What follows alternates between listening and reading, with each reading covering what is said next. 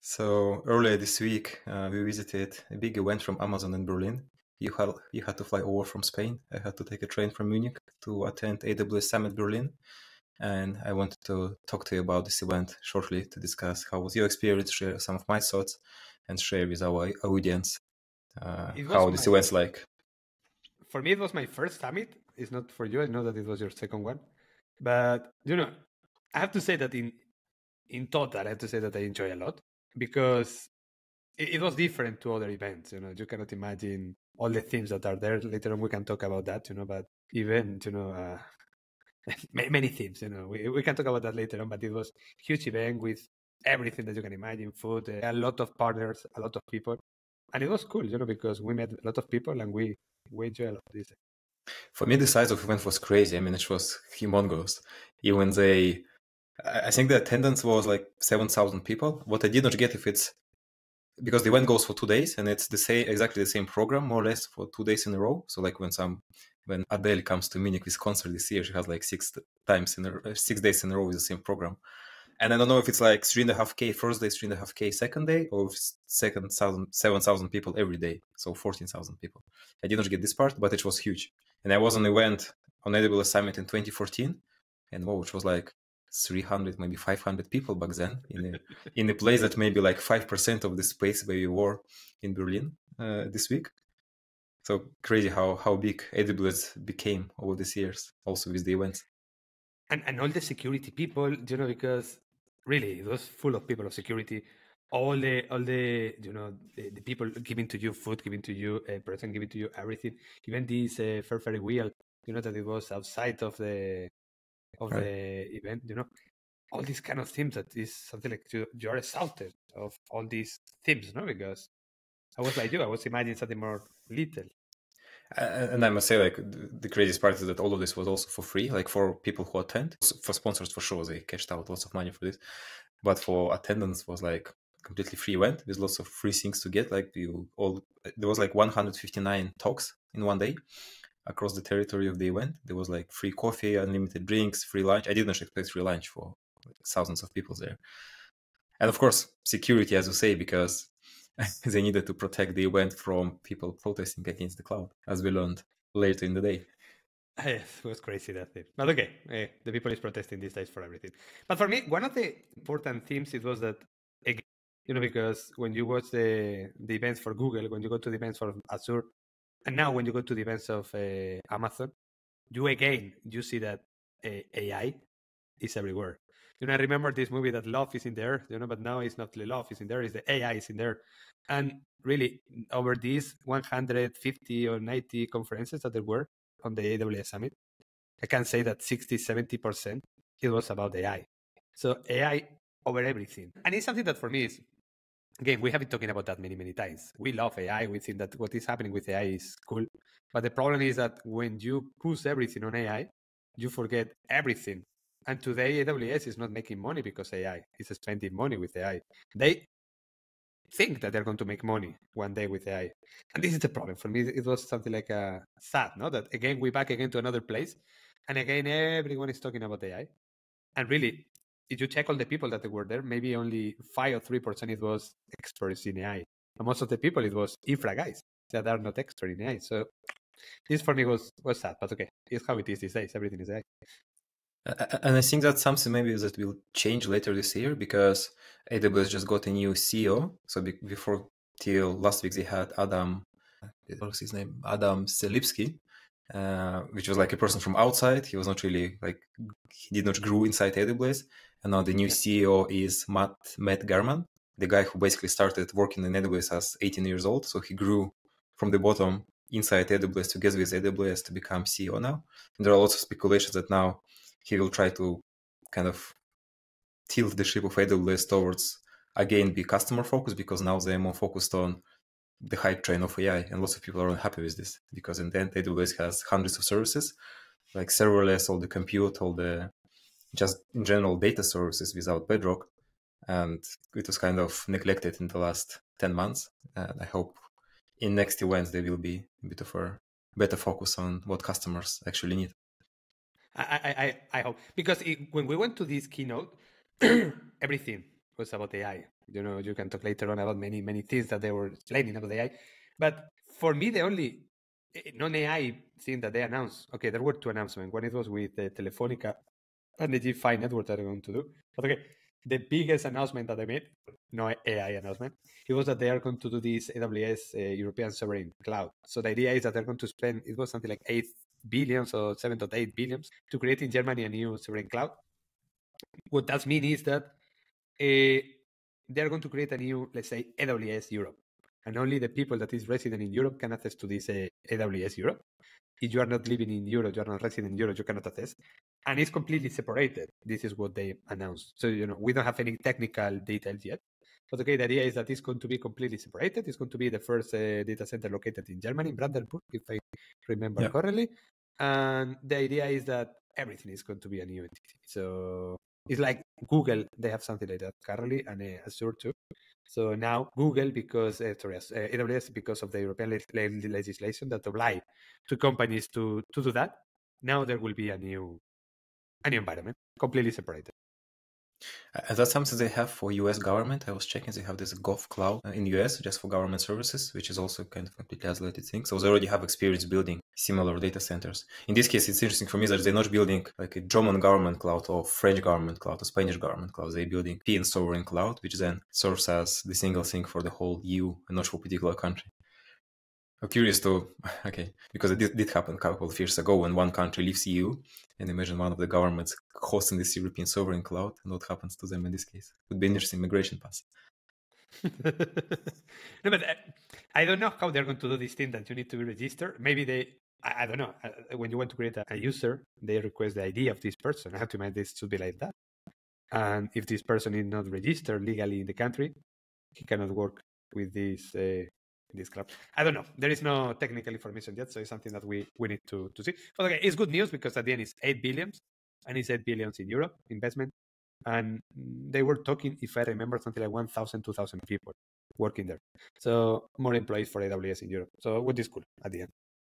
And I think the total they mentioned somewhere is that they will invest more like 17 billion euro in GDP of Germany over the next 10 years.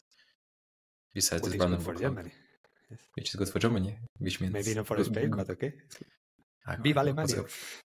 It's good for Germany, it's good for Spain. We can go to live there. So Spaniards, do you know where you have to go to live in case that you know anything about AWS? You need to go to Germany. For me, because there is already AWS region in Germany, right? So there's going to be now 2 huge data centers of Amazon inside the country.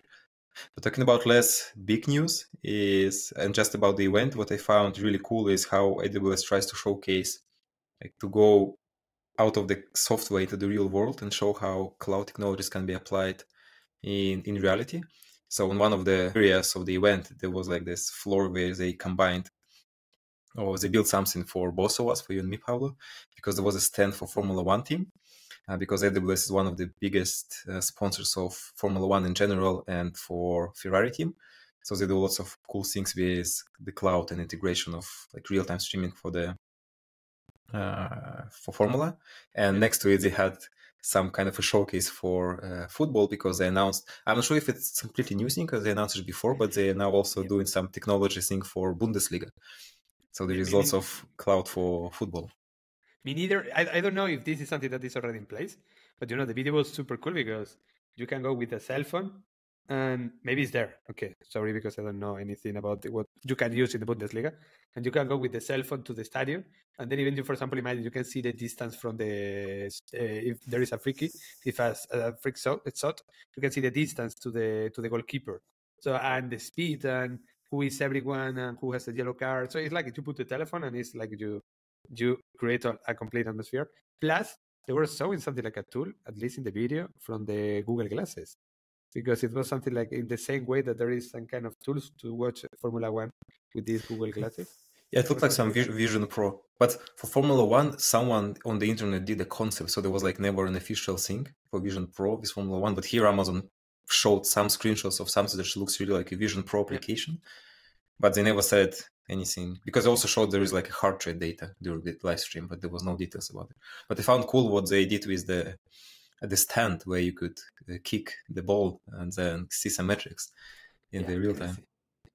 No. And where the ball goes in the, exactly in what position, at what speed, what is the movement that the ball is doing while you are shooting. No, crazy that. I love that. The only thing that is you only can shoot 3 times. But okay, is what it is. Another thing, because I did not take too many talks, because we went to the keynote, we went to another AMD talk, and besides that, just one more that we'll talk about in a bit. But in general, for us was the focus to meet with our customers, with our colleagues, etc. in Berlin, and that consumed the whole day because there's just too many things to do on this conference to fit in one day. And the only talk that both of us attended, the one that I liked most, was from our dear friend Jean-Francois and his colleague Gregor Ho about cloud vendor lock-in, which is basically a talk about that you should not look at cloud lock-in as something binary, that if you use AWS Lambda or if you use Cloud Run, you're locking into one cloud and then that's bad. No, they were really presenting many dimensions and many decision points. Even they showed how to calculate financially if cloud lock-in is good or bad for you and in which way it's good or bad for you. And really, I think they did a great job about not making it AWS specific, because there are AWS services mentioned, but there was never a push for one service or another, which I like, because the problem with many of the talks on the conferences are they like showcase about how great we are and how great Amazon is. So now then go and use Amazon Q developer for AI, even though like everyone knows it just sucks and does not really compare with similar AI solutions. But no, here was actually something that people could learn from, and something that decision makers can apply when making decision about committing more to the cloud or not. And they didn't talk about AI. That it was something fantastic too. It was a thing. They never hear any AI words. Okay, the letters A and I never work together, at least. So something fantastic. And talking about the talks, for me was completely new what the Amazon did with the headphones, because there was basically one room for the keynote, which maybe host like a couple of thousand people in the end. Afterwards, so the keynote was only for sure like one person talking, so there was no headphones. But then they split the same room into 2 different sessions on 2 different screens, so we sit in one place. But half of the people are watching one keynote or one talk, and the other half another one, and they just wear headphones. So you're not listening with your ears to what people speak on the stage directly. You are listening through the headphones, and that way they kind of managed to put 2 different talks in one room, which I never saw that before. No, and even the same technique they were using in the middle of the place where all the booths are, because there were a place to have a talk, and then you think this is impossible to talk here because there are 2,000 or 3,000 people walking around, super noisy. But then you are there, you're with the headphones, and the person who is speaking to the microphone. Maybe you need to be 1 meter, 2 meters close to him to hear, because of the amount of people. But because he's with the microphone and you're with the headphones, you can hear him perfectly. And it's pretty good because at the end you use a lot of spaces that before it was impossible to use. And with this idea, a huge place like this, as Kirill is telling, you can use for 2 or 3 conferences. Plus, in a noisy place, you can make another conference. So I like the idea. It's cool. And really impressive how so like hundreds, thousands of headphones, Bluetooth, are working so smoothly. Which never happens in reality, right? When you're on a video call at work, and then someone always has some issues with microphone and the headphones. And here was like magic. Yep, everything was magic there at the end. All right. I know that, Pablo, you are going to another AWS Summit just in a couple of weeks from now. Can you talk more about it, and if you're excited to go to another one? I will go to Madrid to the AWS Summit on 5th of June. So the question for me now is going to be the keynote the same? I had to imagine that, okay, they are not going to talk so much about this Sovereign EU data center because this is in Germany and it's not related to Spain. And I think that maybe they talk more about this Telefonica G5 thing because Telefonica is a Spanish company. I think that it will be like that, but okay. Or maybe they have some news only for these days, But I don't know, I don't think that they're going to do that. But I think that will be the same news. Plus AI, for sure. Okay, we need to remember that AWS Summit is not only the summit, it's all these pre-parties and pre-events and all the post-party and post-events, with all the partners, with all the companies that invite you, with all the, it's not only what you have now, it's what you had before and what you have after, and if you don't want to buy food or you don't want to buy drinks, it's a good quick because you can be 2 or 3 days drinking and eating for free, Cool, then. Have fun, you and Jennifer, on this event. Pity that I cannot join, but I'll be off traveling. And you're enjoying too. I'm enjoying too, but in a different way. Okay, Kirill. It was a pleasure to talk to you today. Do you think your project infrastructure is well set and maintained? We know for sure there is always room for improvement. If you are uncertain where to begin, let's first do an audit of what you already have. We will review your setup from every angle: performance, cost, security, high availability, automation, and provide you with a detailed roadmap of which direction your infrastructure should go, generate concrete tasks for you to implement, or even take on your infra entirely, if you let us, of course.